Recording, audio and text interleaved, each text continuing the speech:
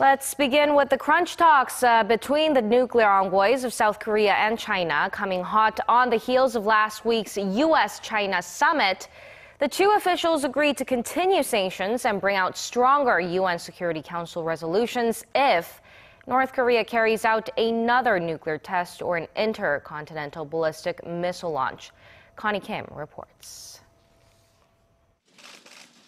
The top nuclear envoys from South Korea and China have met in Seoul to discuss the results of the U.S. China summit in Florida last week and have agreed to continue working towards a denuclearized Korean peninsula.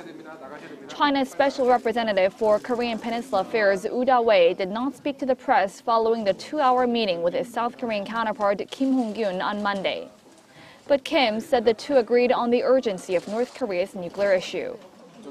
With North Korea continuing its provocations, the two sides shared the view that we should continue sanctions and pressure against North Korea, as well as implementing UN Security Council resolutions. North Korea has history of carrying out provocations on or around important anniversaries.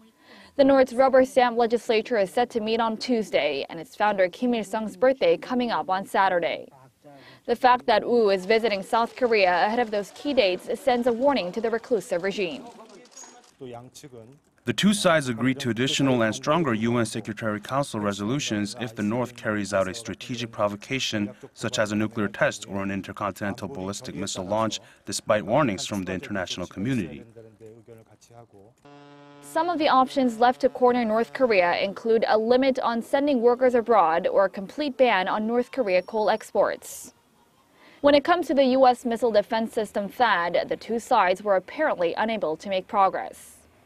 South Korea's top nuclear envoy indicated that their stances still differ, with Beijing reiterating its opposition and Seoul calling for an immediate halt of China's retaliation against South Korea.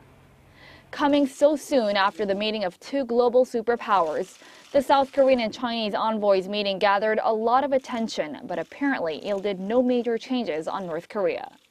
Connie Kim, Arirang News.